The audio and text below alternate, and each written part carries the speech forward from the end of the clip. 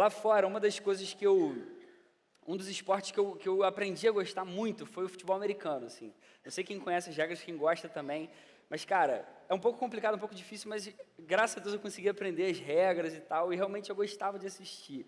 Óbvio que eu não aprendi tudo, 100% e tal, sempre tem uma coisinha ou outra assim, mas dá para assistir um jogo do início ao fim, entendendo o que está acontecendo, por que para toda hora, por que, enfim, tem estratégia, tem um time de defesa, um de ataque, todas essas coisas. Cara, eu assistia direto, assim, domingo lá, é um dia que, tipo, passa futebol americano em todos os canais praticamente, e eu ficava em casa querendo assistir, Letícia ficava bolada, queria sair, fazer alguma coisa, eu, não, calma, o jogo já vai terminar, a gente já faz alguma coisa e tal, e eu queria ficar ali assistindo, eu gostei realmente, assim, e me encantou a forma como eles levam muito a sério os esportes lá, assim. Por exemplo, no futebol americano, cara, a qualidade técnica dos jogadores, o quanto eles se empenham, o quanto eles se dedicam, o quanto eles se esforçam, o quanto eles lutam realmente para serem os melhores. E aí lá, pô, é um esporte muito popular no país e existe um investimento gigante, porque a rentabilidade desse esporte, enfim, é gigantesca. E aí você vê que existe investimento, existe toda aquela coisa. Semana que vem vai ser a grande final dessa temporada 2019-2020, é o Super Bowl. Os dois times que vão disputar são os dois times assim que foram os melhores nos jogos que eles disputaram, são times que realmente se esforçaram, times que se dedicaram, eles chegaram mesmo naquela grande conquista que todos os times de futebol americano gostariam de chegar. Eles chegaram na mais alta posição. Geralmente nesses esportes de alto nível, a mais alta posição é dada por merecimento. A gente tem que merecer, tem que lutar, tem que se esforçar, tem que se dedicar, tem que suar, tem que investir dinheiro, tempo, uma série de coisas. E aí você vai conseguir a mais alta posição se você for o melhor, se você se dedicar mesmo, se você se empenhar com todo o seu esforço, talvez você chegue lá. Isso vale também para a nossa vida profissional, por exemplo.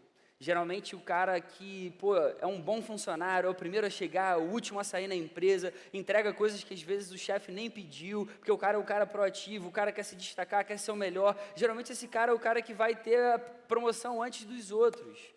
Isso vale para as religiões, por exemplo. Existem diversas, se não todas as religiões, tirando o cristianismo, para você conseguir realmente o favor de uma determinada divindade, você tem que correr atrás, você tem que buscar, você tem que se esforçar, você tem que fazer boas obras, você tem que fazer bondades e coisas desse tipo para você conseguir o merecimento.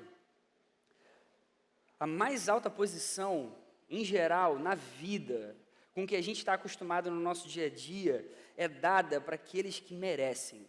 Você tem que merecer, você tem que ser bom, você tem que ser o melhor, você tem que conquistar. Na vida cristã não é assim.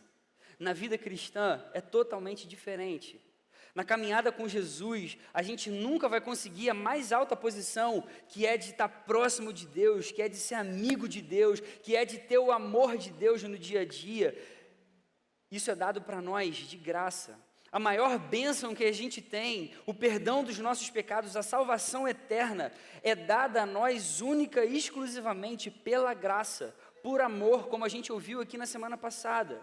E eu quero ler um texto com vocês essa noite que vai mostrar isso de uma forma muito clara, e a gente vai olhar com um pouco mais de detalhe esse texto que está em Romanos, capítulo 3, verso 21. Você pode abrir a sua Bíblia, Romanos, capítulo 3, verso 21. E desde já eu queria pedir aí um perdão especial para a galera ali da linguagem de sinais. A Monique fica desesperada porque ela fala que eu falo rápido. Eu espero que você consiga traduzir as palavras difíceis. Qualquer coisa depois eu mando o esboço aqui, vocês leem com calma, beleza? Amo vocês, espero que Deus abençoe muito esse ministério. Vamos ler? Romanos capítulo 3, verso 21. Paulo escreve: mas agora se manifestou uma justiça que provém de Deus, independente da lei, da qual testemunham a lei e os profetas, justiça de Deus mediante a fé em Jesus Cristo para todos os que creem. Não há distinção, pois todos pecaram, todos todos pecaram, estão destituídos da glória de Deus, estão separados da glória de Deus, estão separados da presença de Deus, sendo justificados gratuitamente por sua graça, por meio da redenção que há em Cristo Jesus. Deus o ofereceu Jesus como sacrifício para propiciação mediante a fé pelo seu sangue, demonstrando a sua justiça. Em sua tolerância havia deixado impunes os pecados anteriormente cometidos, mas no presente demonstrou a sua justiça, a fim de ser justo e justificador daquele que tem fé em Jesus. Amém? Querido, esse texto, assim, quando a gente termina de ler, é para a gente dar um amém, sabe? Com força mesmo, assim, com vontade, cara, porque Ele é a razão da gente estar aqui essa noite. Ele é a razão da gente conseguir cantar e levantar a mão e erguer a nossa voz com força, como a gente acabou de fazer aqui. Porque se não fosse a explicação que está nesse texto, e se esse texto não trouxesse as verdades que ele traz, nada disso aqui faria sentido. Não existiria igreja. Paulo aqui faz uma explicação de praticamente quase todos os solas. Até o Marcão falou assim, não, cara, todos os solas, a gente vê aqui, realmente a gente vê aqui o somente a fé, o somente a graça, o somente Cristo, a gente vai ver aqui o somente a Escritura e tal, por causa da questão da lei, a gente vai ver que toda a glória realmente deve ser dada a Deus, porque Paulo depois vai continuar falando sobre isso. O texto aqui ensina que a gente é justificado. Justificado é o processo da gente ser visto como justo diante de Deus. Isso que é ser justificado diante de Deus. O texto ensina que a gente é visto como justo diante de Deus gratuitamente. Gratuitamente, é de graça. E que isso só é possível por causa de Jesus. Jesus é central em toda a palavra, em toda a Bíblia. Ele é a razão da vida, Ele é o Evangelho, Ele é o Cristo que tira o pecado do mundo. Cristo é o centro de tudo. Por que um dos pilares da fé reformada, no que diz respeito à salvação, à justificação, é justamente o somente Cristo? Porque Jesus é o único e suficiente, Ele é suficiente, justificador de todos nós. Eu e você somos tornados justos. A Bíblia fala que todo mundo pecou, todo mundo é visto como pecador, afastado de Deus, mas de repente acontece alguma coisa que agora Deus olha para a gente como justo. Jesus é a razão disso. Essa é a doutrina da justificação. Hoje a gente vai falar do somente Cristo aqui essa noite. Esse texto de Romanos fica clara a afirmação de que Jesus é totalmente suficiente para conceder para cada um de nós a salvação, e Ele deve ser o objeto único e exclusivo da nossa fé. Os reformadores, quando cunharam esse termo somente Cristo, eles queriam deixar claro o que a palavra afirma, que a gente só precisa de Jesus para a nossa salvação.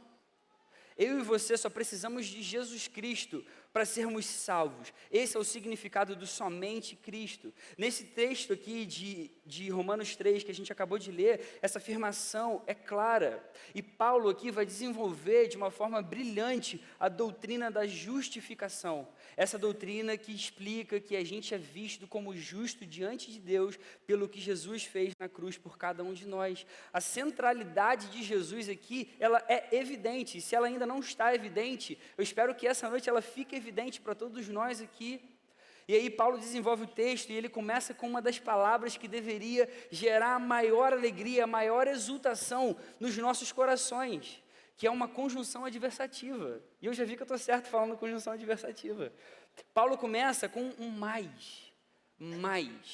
Por que essa palavra deveria gerar uma alegria inexplicável nos nossos corações? Porque Paulo, nos primeiros capítulos de Romanos, ele está provando a tese de que todos os seres humanos são culpados diante de Deus, de todas as raças, de todas as culturas, de todas as nações, de todas as classes sociais, sejam judeus, sejam gentios. Paulo vem mostrando que o estrago da queda não foi só um arranhãozinho na humanidade, mas foi algo muito pior, trouxe o homem para um estado de depravação total. Até então, o que ele estava falando era algo terrível. Era algo totalmente desesperançoso, que acabaria com toda a nossa vontade de viver, de acordar a cada dia. Mas de repente vem um mais. E Paulo muda o tom. E aí Paulo começa a apresentar a gente a graça. E ele leva a gente para o caminho da salvação em Jesus Cristo. Se Paulo tivesse terminado no capítulo 3, no verso 20, querido, não existiria esperança para mim e para você. Não haveria esperança. O que seria da nossa vida se a carta de Romanos terminasse no capítulo 3, no verso 20? Mas ela não terminou. E Paulo vem falando mais. Eu estava falando uma coisa que era horrível, mas agora eu vou mudar o tom aqui. Mas agora se manifestou uma justiça totalmente diferente daquela que a gente estava acostumado.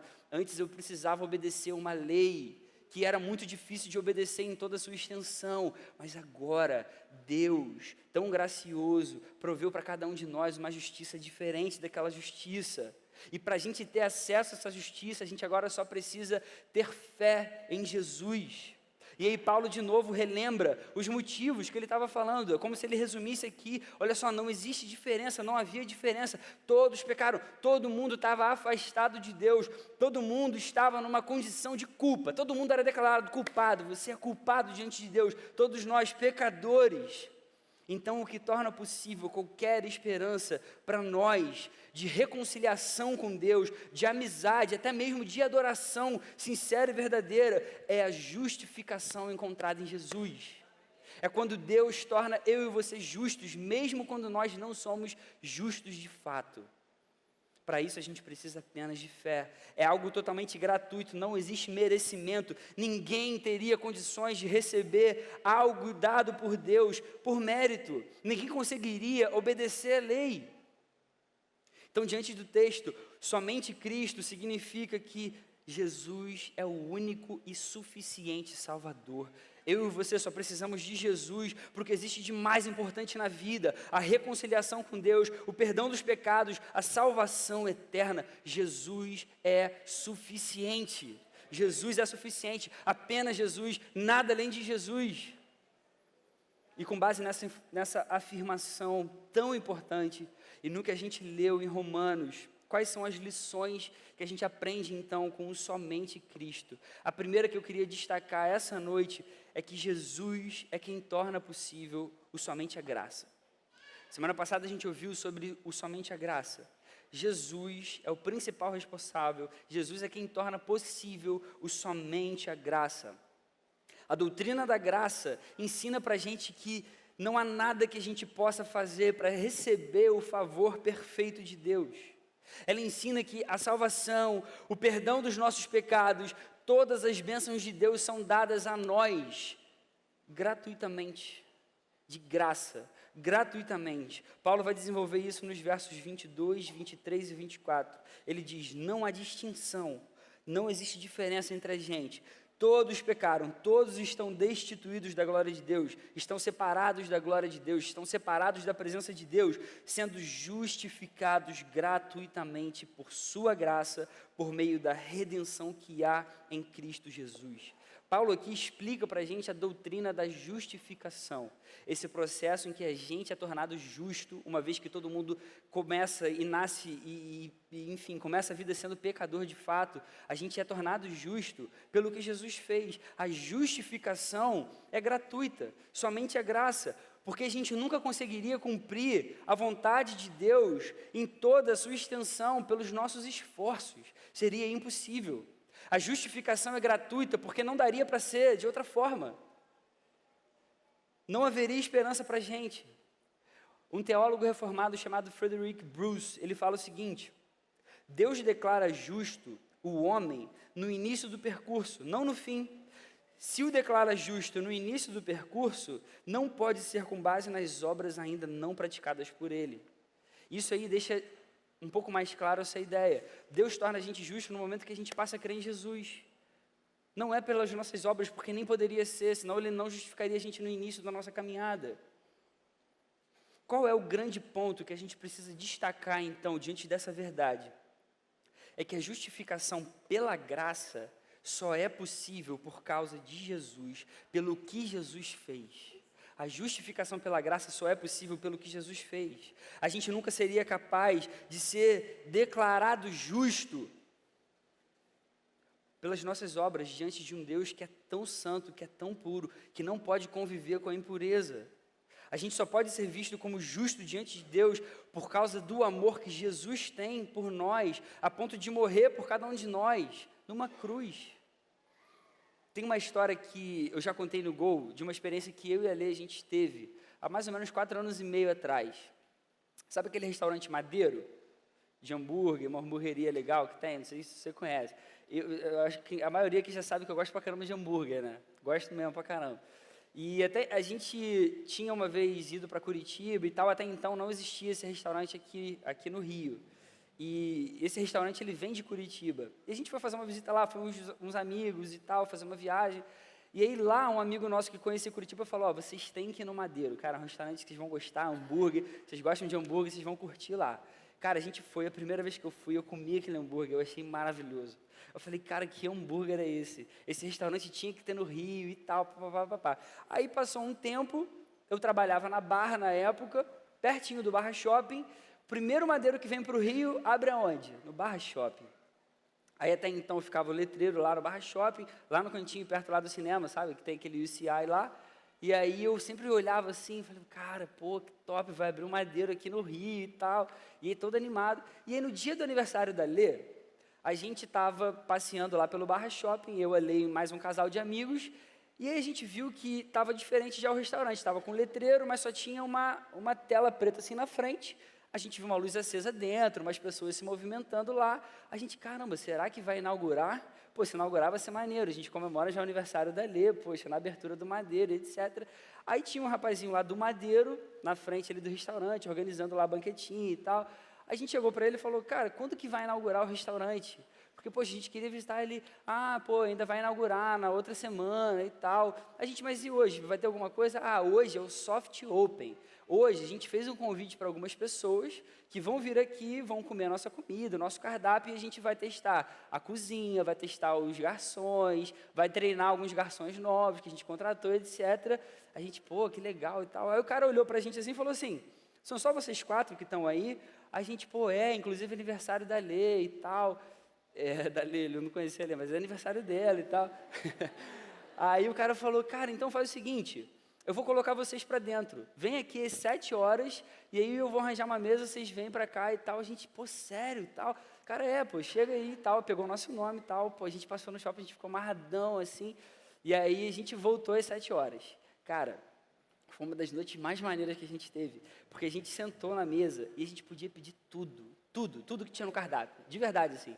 E a gente ainda ficou assim, cara, tem certeza, a gente não paga nada. A pessoa, não, fica tranquilo, hoje é por conta da casa, a gente está treinando os atendentes, a cozinha. Cara, a gente comeu tudo.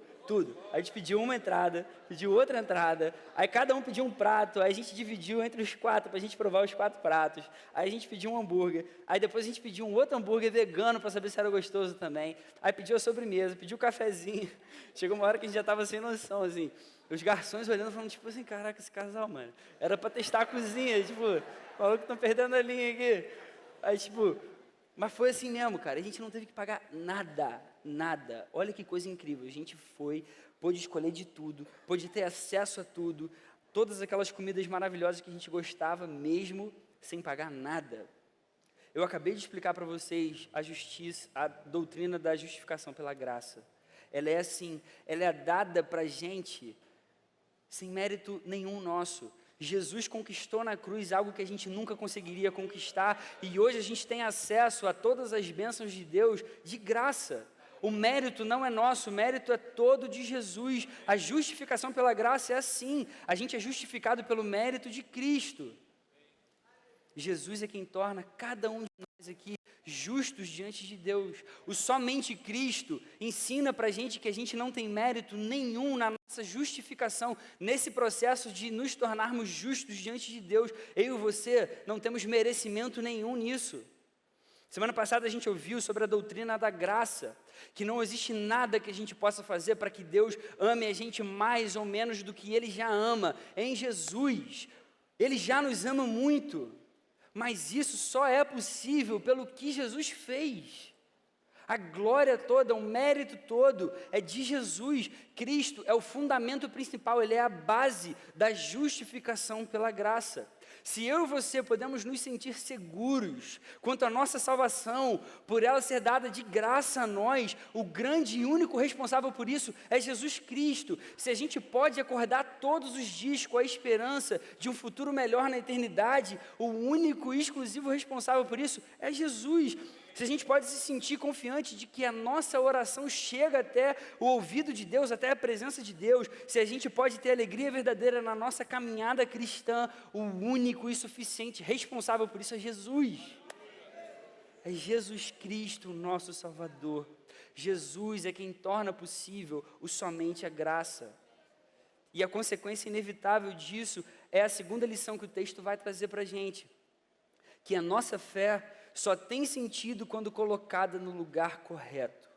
A nossa fé só tem sentido quando é colocada no lugar correto. Paulo vai escrever nos versos 21 e 22, que agora se manifestou uma justiça que provém de Deus, uma justiça que Deus providenciou para a gente, só que essa justiça é mediante a fé em Jesus Cristo, para todos os que creem. Mediante a fé em Jesus. Paulo não fala que é uma justiça mediante a fé, ponto final. Mediante a fé em Jesus.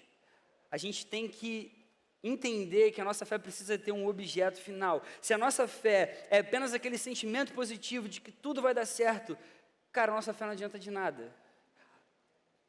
Essa não é a fé bíblica.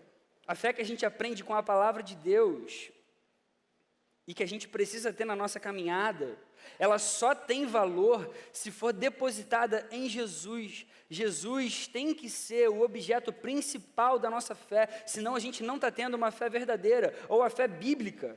O somente Cristo ensina para a gente qual deve ser o único e verdadeiro objeto da nossa fé. Como eu falei antes, Cristo é o fundamento dessa doutrina da justificação. Se Cristo é o fundamento, é a base, quem proporciona isso, a fé é o instrumento da justificação, a fé é um meio. A fonte da justificação, por sua graça, é Deus. O fundamento da justificação é Jesus Cristo, é a sua cruz, mas o meio, o instrumento para isso é a fé. A fé não é a base da justificação, como às vezes a gente se engana. A fé é só um meio para a gente chegar a ela, porque a gente é justificado pela obra de Jesus Cristo na cruz. Percebe? A gente não é justificado por causa da fé que a gente tem.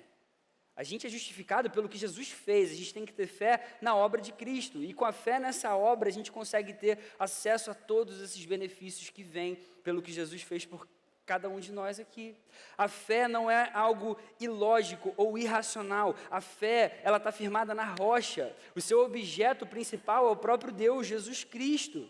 Então a fé bíblica não é esse pensamento positivo, sabe? Uma certeza no nada, uma certeza do vazio. Ela tem um objeto para ser depositada, que é Jesus. John Stott, que é um outro teólogo muito bom, influente, um cara de Deus, ele diz que o valor da fé não reside nela mesma, na própria fé, mas inteira e exclusivamente no seu objeto, a saber, Jesus Cristo e este crucificado. Por quê? Porque Deus justifica aquele que crê, não por causa do valor da sua crença, mas por causa do valor daquele em quem ele creu, que é Jesus, e isso faz toda a diferença. Eu vou tentar explicar para você de forma mais prática. O que eu estou querendo dizer? Que a nossa fé precisa ter um objeto final. Por exemplo, se você está indo para o seu trabalho e você está passando por uma situação difícil no seu trabalho, e aí você tem que ter fé que as coisas vão melhorar e tal, e eu acredito porque eu sou um filho de Deus. A fé que a gente precisa ter não é só uma fé de assim, eu vou com um pensamento positivo, hoje vai dar tudo certo, hoje o dia vai ser maravilhoso. Não. A fé que eu digo é a fé que a gente tem que ter, que Jesus é poderoso para mudar as circunstâncias do meu trabalho. Essa é a fé bíblica, é isso que a gente está falando aqui essa noite. Por exemplo, se você tem um amigo ou um parente que está passando por alguma doença, e aí a gente aprende, cara, eu tenho que ter fé, e eu acredito que ele pode ser curado em nome de Jesus. Essa fé não é um pensamento positivo que, cara, ele vai ser curado, ele pode ser curado, não.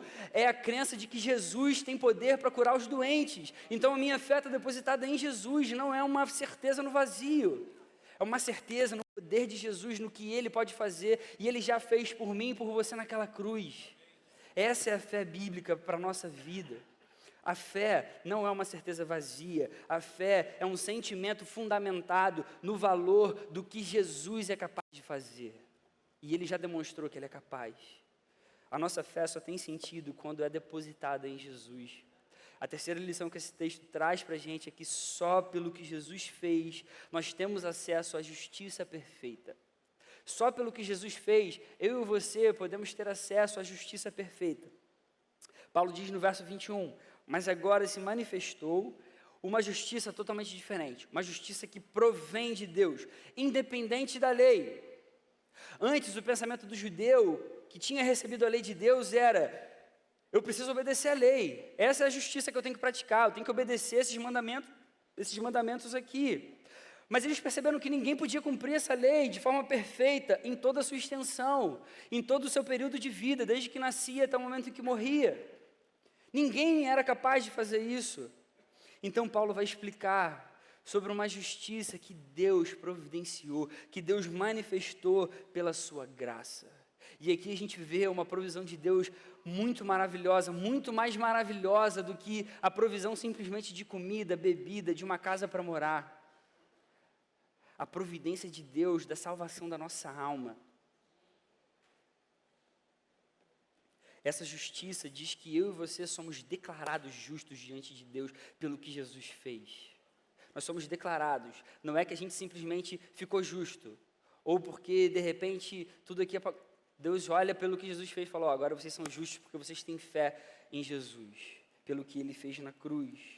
Mas aí a questão que pode surgir é: como é que um Deus justo pode simplesmente declarar justo quem é injusto, sem comprometer a própria justiça, nem concordar com a injustiça do injusto? Porque pensa só, se Jesus não existe e Deus simplesmente olha para o nosso pecado e fala assim: eu esqueço isso aí, está apagado, eu declaro vocês justos. Deus, por definição, já seria injusto. Porque Ele conviveria com o mal, e Deus não pode conviver com o mal, Ele não pode conviver com o pecado. Ou seja, se a justiça de Deus exige a morte do pecador, mas o seu amor deseja ofertar a vida eterna, pela graça, como a gente está falando aqui, como que Deus resolve então esse dilema sem deixar de ser justo? A resposta é o conteúdo do que a gente leu essa noite aqui. A resposta é Jesus e a sua cruz. Jesus e a sua cruz. Os versos 25 e 26, Paulo vai explicar: Deus oferece Jesus como sacrifício para propiciação mediante a fé, pelo seu sangue, demonstrando a sua justiça. Deus demonstra a sua justiça em Cristo. E ele vai dizer: demonstrou a sua justiça a fim de ser justo e justificador daquele que tem fé em Jesus. Então a cruz, ela é a base não apenas da nossa justificação, mas da justiça do próprio Deus. Cara, isso é lindo demais. Deus não deixou de ser justo, mesmo quando Ele olha para a gente pecador e declara a gente justo, quando a gente tem fé em Jesus. Por quê? Porque o sacrifício de Jesus substituiu as nossas falhas. O sacrifício de Jesus foi suficiente, o sangue de Jesus comprou a nossa vida. Ele era tão valioso e é tão valioso, que Ele valeu a vida de todos aqueles que passam a crer em Jesus.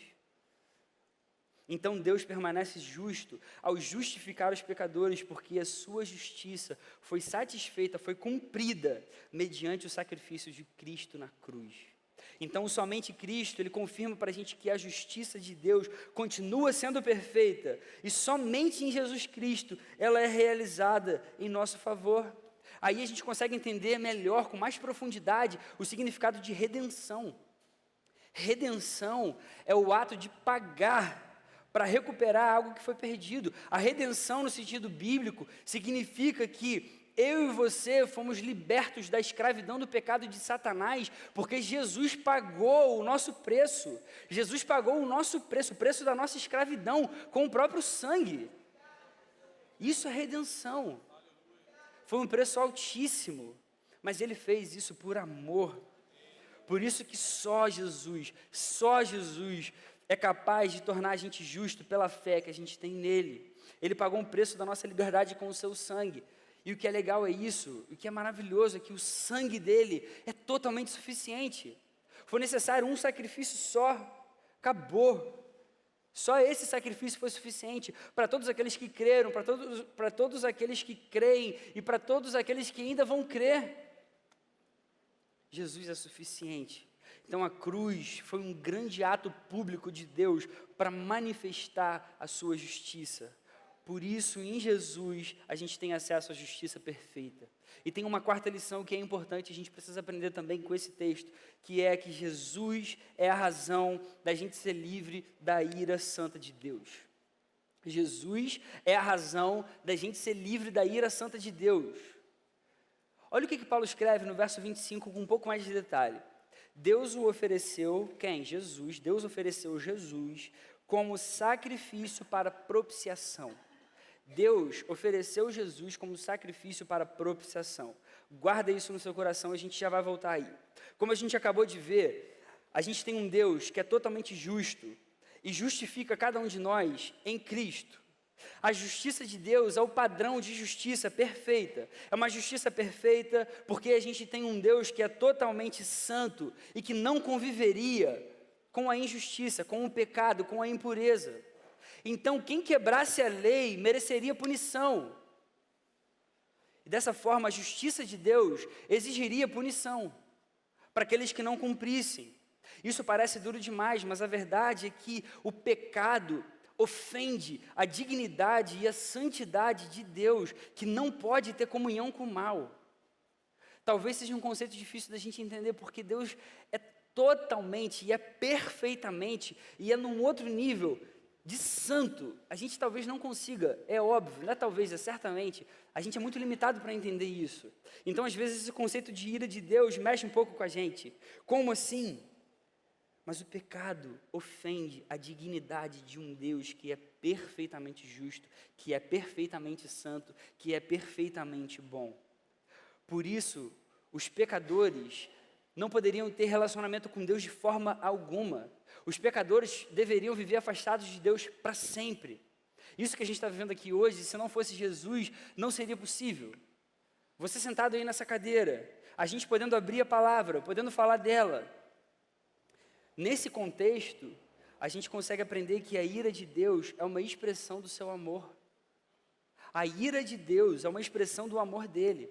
Uma vez eu vi uma mãe olhando para o filhinho, sabe, desobediente, aquele fazendo pirraça e tal. E ele já tinha feito uma pirraça e tal, e ela falou assim, não faz mais isso. Cara, e a criancinha olhou para ela e repetiu na cara, sabe, querendo desafiar a mesma mãe. Cara, a mãe se irou e deu uma palmadinha assim no filho, aí o moleque olhou assim, ficou olhando e tal. Essa ira que a mãe teve é justamente pelo amor que ela sente pelo seu filho. Alguém que não se importa, que não ama, não estaria nem aí, vai, faz o que você quiser, vai lá, se joga aí desse andar, morre, atravessa essa rua sem olhar o carro e dane-se. Você consegue perceber essa ideia da ira? Essa é a atitude normal de alguém que realmente ama, de uma mãe que ama, uma mãe que não se importa, ela ficaria indiferente. Deus se ira com o pecado, e isso evidencia o seu amor por nós, por cada um de nós, porque o amor verdadeiro não deixaria o mal destruir a criação e as vidas de tantas pessoas sem exigir uma retribuição. No entanto, como a gente falou até agora, eu e você, aqueles que creem em Jesus, são declarados justos e são livres da ira de Deus. Para nós que cremos em Jesus, Jesus recebeu a ira de Deus em substituição pelas nossas falhas. Isso que significa propiciação. E isso é maravilhoso demais, eu queria muito que você guardasse isso essa noite. Como a gente acabou de ler, e a gente agora retomou aqui, Deus ofereceu Jesus como sacrifício para propiciação. Você sabe o que é propiciação?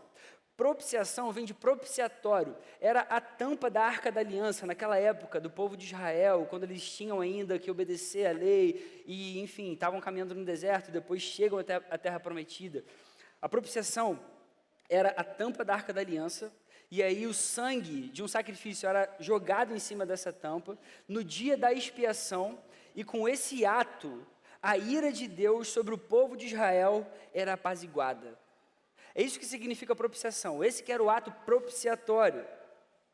Assim, Deus concedia o perdão a Israel. Então, propiciação é uma ação dirigida à pessoa ofendida, a Deus. E o propósito da propiciação é justamente mudar essa ideia da ira de Deus para reconciliação.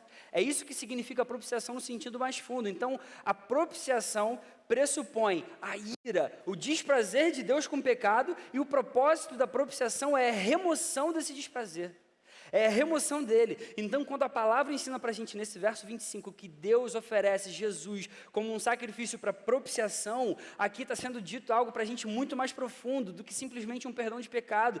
Está ensinando para a gente que Cristo propiciou a ira de Deus. Cristo convenceu Deus a ser propício para com os seus, para aqueles que creem no seu sacrifício na cruz, e com isso a ira de Deus sobre nós é apaziguada. E assim Deus demonstra a sua justiça.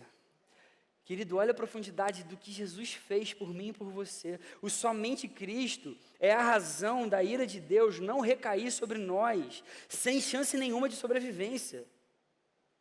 Um outro teólogo reformado, Sproul, ele diz o seguinte: a cruz foi ao mesmo tempo o mais horrível e mais lindo exemplo da ira de Deus.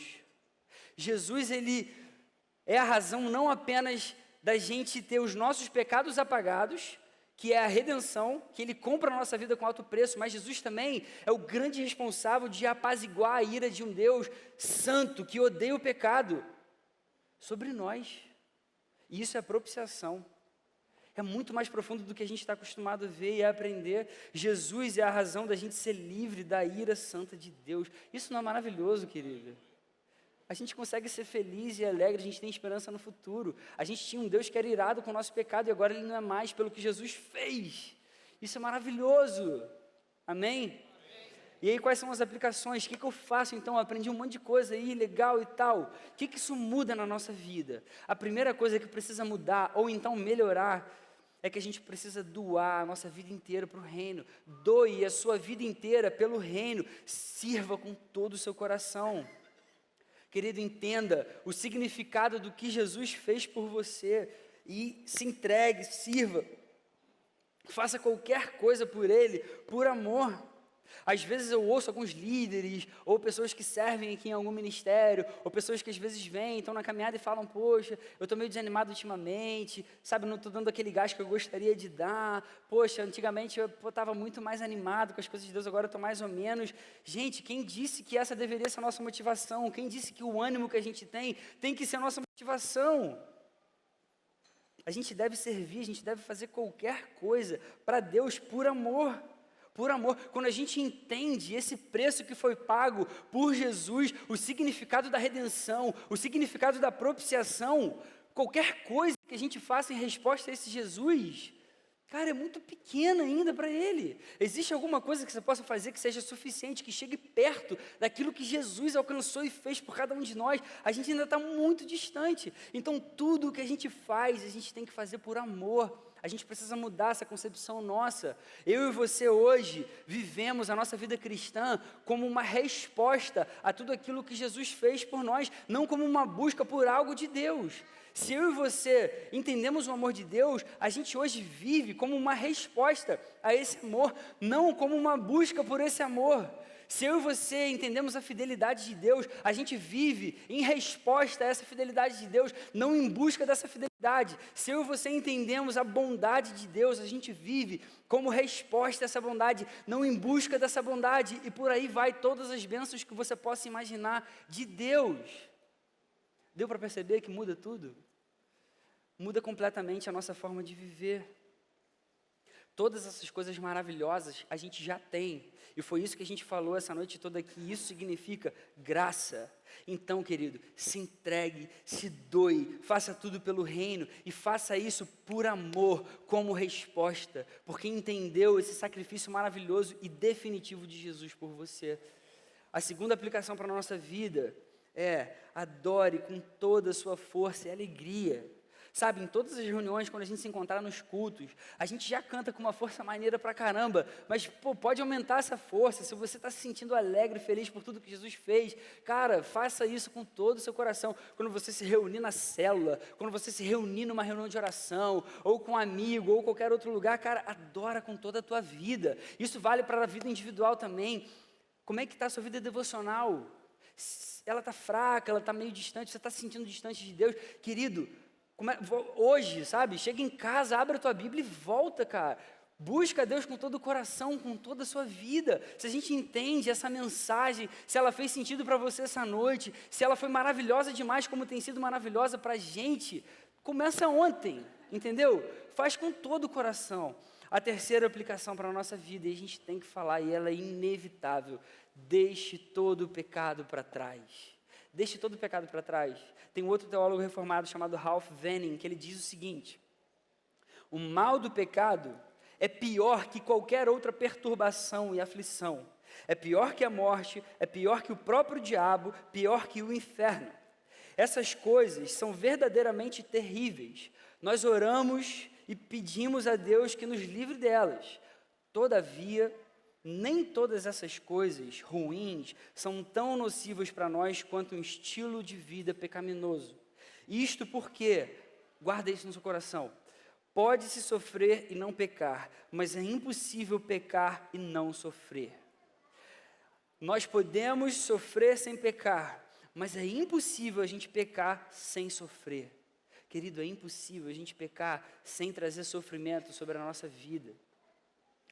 Muitas pessoas, no dia do juízo final, a Bíblia ela ensina para a gente que vai existir um grande dia, um dia final, um dia de juízo, em que Deus vai julgar toda a terra.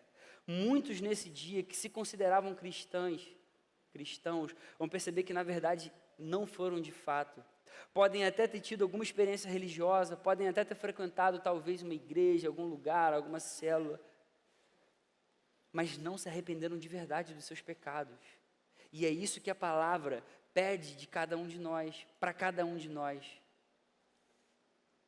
Muitas vezes isso pode ser por a gente não entender quão grave é o pecado de fato. Sabe aquela pessoa que às vezes pisa na bola, você fala com amor, e a pessoa vem cheio de justificativa para você, vem cheio de coisa para falar, o porquê, por causa disso, por causa daquilo e tal, como se tivesse justificativa.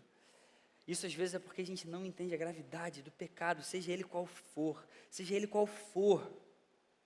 Lembram do conceito de propiciação?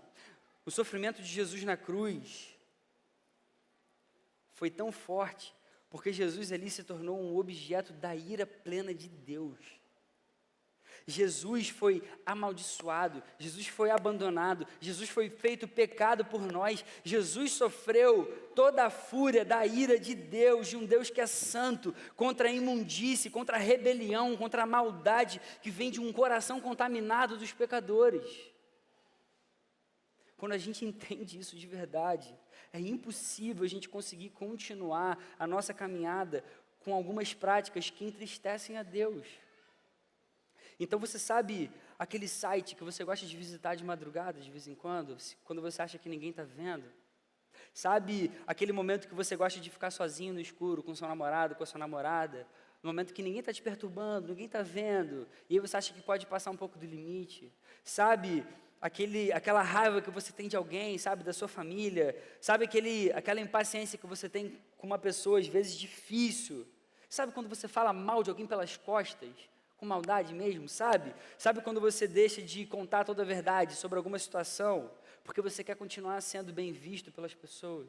Sabe quando você tenta dar um jeitinho na contabilidade da empresa, para melhorar um pouco a tua rentabilidade ali? Queridos, a gente precisa deixar os nossos pecados para trás. A gente precisa deixar os nossos pecados para trás. A nossa vida aqui é tão curta, é tão pequena, é tão passageira, para a gente continuar pensando só nos nossos prazeres, para a gente continuar pensando só nas nossas satisfações pessoais, nos nossos sonhos terrenos, nos reconhecimentos talvez mentirosos, humanos. A única razão da gente ser livre da ira de Deus foi o sacrifício de Jesus Cristo na cruz. E isso é muito importante, maravilhoso, mas ao mesmo tempo sério. E enche o coração de temor. Deixa o pecado para trás.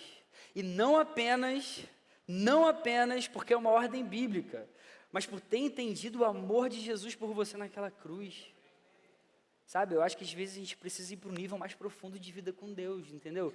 Não que a gente aqui tenha conquistado, tem muita coisa mesmo para acertar. Eu falo isso para mim, tá? Por favor, querido. Estou falando para a gente fazer isso junto, como igreja mesmo. Do tipo assim, tem que fazer porque a Bíblia fala, ou porque os pastores, já vieram aqui encher o saco. Querido, você entendeu o amor de Jesus pela sua vida? Você entendeu o que Ele fez por você? Você entendeu a profundidade, a intensidade de tudo isso que a gente está falando aqui essa noite? É por isso que a gente ama, é por isso que a gente deixa o pecado para trás. Amém?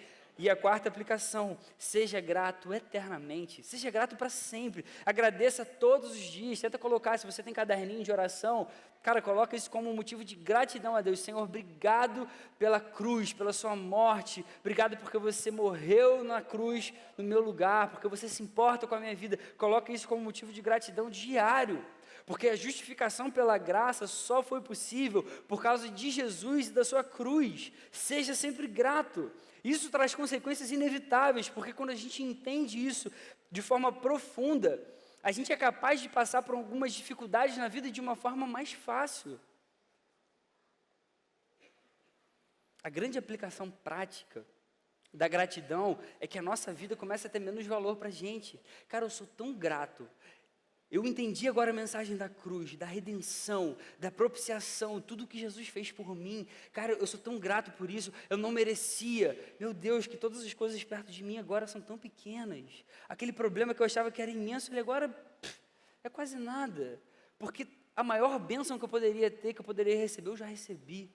Essa é a aplicação prática da gratidão. A gente vai conseguir ser menos egoísta, a gente vai conseguir ser menos fofoqueiro, a gente vai conseguir ser menos mal, a gente vai conseguir ser menos hipócrita. Seja sempre grato pelo que Jesus fez por você.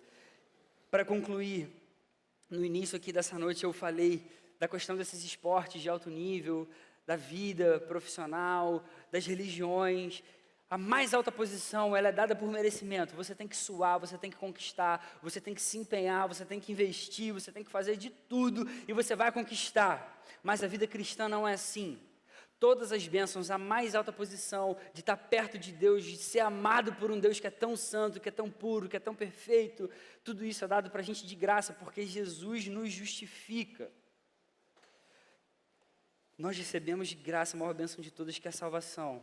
Hoje a gente é declarado justo, livre da culpa, a ira de Deus sobre a nossa vida foi apaziguada. Por isso, Jesus é tudo para cada um de nós. Mas se eu contasse a história até aí, talvez ela não tivesse sido 100% contada. Porque a graça é dada a nós, porque a gente nunca teria condição de fazer algo que fosse tão perfeitamente aceitado por Deus. A gente não teria condição de cumprir toda a lei. Mas a Bíblia ensina para a gente que uma única pessoa conseguiu cumprir tudo isso com êxito. Uma única pessoa conseguiu obedecer perfeitamente toda a lei. Jesus fez isso por mim e por você. Jesus conquistou aquilo que seria impossível para nós. Ele realmente, Jesus sim, Jesus mereceu a mais alta posição. Jesus merece, Jesus conquistou. Por isso em Filipenses, Paulo vai escrever no capítulo 2, a partir do verso 8, que Jesus, sendo encontrado em forma humana, humilhou-se a si mesmo e foi obediente até a morte, e morte de cruz. Aqui Paulo está falando, Jesus cumpriu tudo, Jesus foi excelente, Jesus mereceu. Por isso Deus o exaltou à mais alta posição. Ele deu um nome que está acima de todo nome, para que ao nome de Jesus se dobre todo joelho, no céu, na terra e debaixo da terra, e toda língua confesse que Jesus Cristo é o Senhor, para a glória de Deus Pai. Amém, querido? Amém? Aleluia.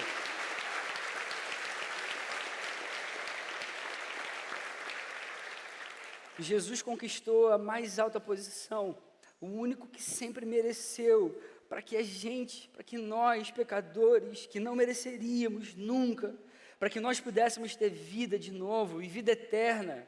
Então Jesus não é o melhor, Jesus é o único. Jesus não é a melhor opção, Jesus é a única opção. Jesus não é o melhor caminho, Jesus é o único caminho. Jesus não é o melhor amigo, Jesus é o único amigo. Querido, que o somente Cristo esteja sempre ardendo no nosso coração enquanto a gente viver esses dias aqui nesse mundo, amém? Vamos fazer uma oração. Senhor, obrigado pela Tua palavra, obrigado pelo que você é para cada um de nós, porque você é Deus, é digno de toda glória e honra. Jesus, obrigado pelo que a Tua palavra ensina para cada um de nós. Você é o Deus maravilhoso em que a gente gostaria de viver eternamente grato, Senhor, porque o que você fez nós nunca poderíamos fazer.